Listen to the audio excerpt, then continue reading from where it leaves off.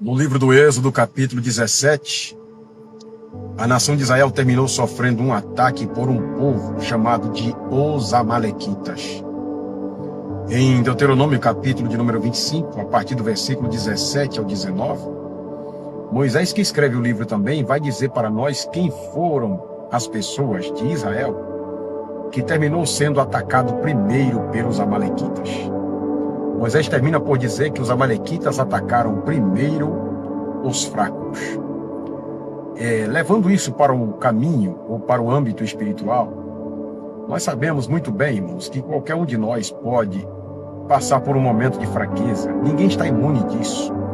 Agora, aceitar a fraqueza, continuar fraco, não querer ajuda de ninguém, é atestado de morte espiritual. É aceitar ser destruído pelo inimigo. A Bíblia já nos orienta como fazer para vencer a fraqueza. Paulo escreve aos Efésios, capítulo 6, versículo 12, e Paulo diz que nós temos que nos fortalecer no Senhor e na força do seu poder. Mas Moisés continua ainda dizendo a nós de que os Amalequitas atacaram também os desfalecidos. As primeiras pessoas a serem atacadas foram os fracos, em segundo lugar, os desfalecidos. A palavra desfalecer significa falta de disposição.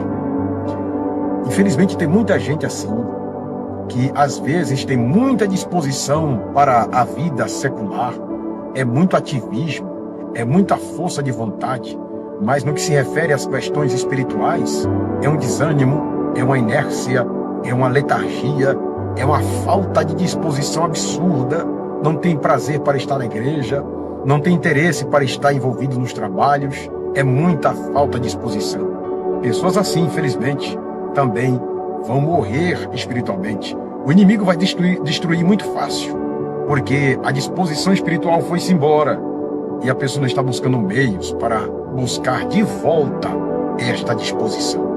Mas em terceiro lugar e último, os Amalequitas atacaram os que se isolaram, os que ficaram na retaguarda, os que ficaram para trás, que se afastaram do primeiro pelotão, que se afastou do grupo do meio, foi ficando para trás, foi ficando para trás, foi se isolando até que, infelizmente, ficaram praticamente sozinhas e o inimigo veio e destruiu. A minha palavra de reflexão para você aqui, neste momento, é esta: não se isole. Não se isole. Pedro termina por dizer que o diabo é igual um leão que ruge buscando a quem tragar. E se tem uma característica peculiar dos felinos é que, quando eles querem matar um búfalo que está no meio da manada de outros búfalos, eles vão cercando um búfalo só, vão cercando, até que afasta aquele búfalo dos outros. E quando aquele búfalo fica sozinho, então eles terminam matando e destruindo. Muita gente se isola por algumas razões óbvias. Por exemplo, por uma doença física, doenças emocionais. É fato de que com a doença a pessoa se afasta, a pessoa se isola. Mas até com a doença emocional, os que trabalham na área da psiquiatria sempre orienta que um remédio para vencer a depressão é se envolver com pessoas, estar no meio de pessoas, fazer parte de algum grupo, porque é fato que o confinamento leva à piora na depressão. Quando Elias estava lá na caverna, depressivo, Deus disse a ele: saia da caverna e ponha-te no monte. Então, para vencer a depressão, é preciso sair da zona de conforto, sair do lugar em que está e vencer a depressão. Então, tem gente que se isola por causa da doença, mas o pecado também isola as pessoas.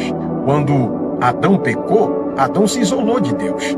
Deus, ele vinha todos os dias falar com Adão, mas depois que ele peca, ele se esconde. E é fato de que quando as pessoas pecam, elas se isolam, terminam se afastando do grupo de irmãos, já senta lá no fundo da igreja, já não quer mais estar envolvida nos trabalhos, não quer mais oportunidade, ela vai se isolando por causa do pecado. Mas tem gente também que se isola, por exemplo, por um sentimento de desconfiança.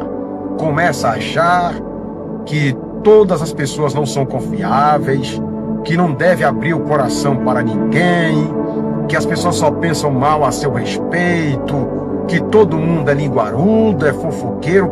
E aí pronto, se esta pessoa está no ambiente da comunhão dos irmãos, na igreja, começa a achar que ninguém é digno de confiança. E aí se enclausura, termina entrando por um caminho de uma síndrome de perseguição, termina a achar que todo mundo é seu inimigo, que todo mundo quer ver seu mal, que ninguém lhe ama, termina por dizer que é invisível. E tem gente que cria isso da sua própria cabeça.